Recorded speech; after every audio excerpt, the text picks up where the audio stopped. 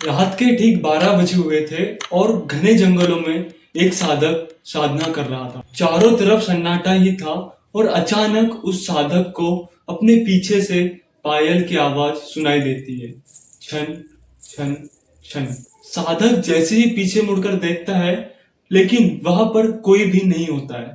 थोड़ी ही देर बाद अचानक उस साधक के कान में एक महिला की धीमे आवाज गूंज जाती है और वो आवाज ये थी कि क्या तुमने मुझे बुलाया है। कहा जाता है कि वो कोई साधारण स्त्री नहीं थी, वो थी एक यक्षिणी, एक ऐसी रहस्यमय सत्ता जिसका जिक्र सदियों पुराने ग्रंथों, तांत्रिक और कई लोक कथाओं में भी मिलता है। लेकिन सबसे बड़ा सवाल ये आता है कि यक्षिणी आखिर होती कौन, या वो किसी दूसरे ही लोक की शक्ति है, या फिर ये एक ऐसा रहस्य है जिसे आज तक कोई भी समझ नहीं पाया।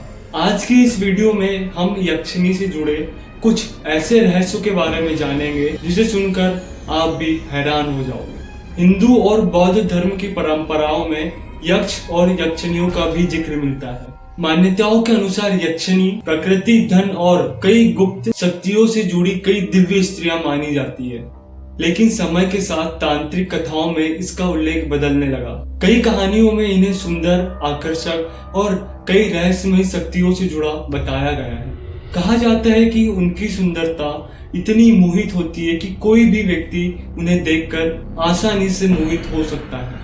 लेकिन यही सुंदरता उनके सबसे बड़े रहस्य की सुंदरता भी मानी जाती है।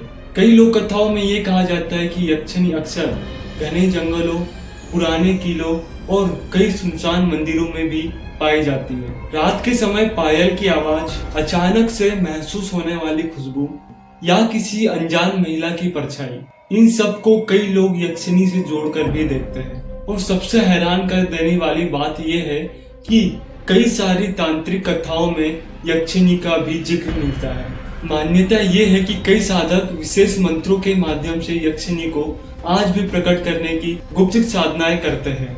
कहा जाता है कि ये साधनाएं बेहद ही कठिन और खतरनाक मानी जाती है। कई साधकों का ये मानना है कि जब कोई साधक यक्षिणी की साधना करता है तो उन्हें कई सारे आभास होते हैं, जैसे किसी स्त्री का पुकारना और कुछ आवाजें सुनना। ये उस साधना में नॉर्मल होता है। और कभी तो उन्हें ऐसा भी महसूस होता है कि कुछ अदृश्य शक्ति उन्हें देख भी रही है। लेकिन यहाँ पर एक और रहस्य सामने आता है।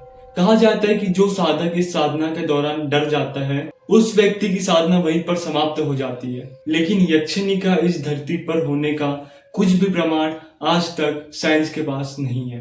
भारत के अलग अलग क्षेत्र में यक्षिणी को लेकर अलग अलग कहानियां आज भी सुनाई जाती है। कई जगह उन्हें धन देने वाली शक्ति माना जाता है और कई जगह इन्हें एक राक्षस के रूप में भी देखा जाता है। और कहीं कहीं उन्हें एक ऐसी सत्ता भी बताया गया जिससे इसे दूर रहने की सलाह भी दी जाती है। यही विरोधाभास यक्षिणी के रहस्य को और भी ज्यादा गहरा बना देता है। यक्षिणी से जुड़ी ये कहानी आपको कैसी लगी कमेंट में जरूर बताना, और ऐसी ही हॉरर स्टोरी के लिए हमारे चैनल को फॉलो भी जरूर कर लेना। मिलते हैं नेक्स्ट वीडियो में।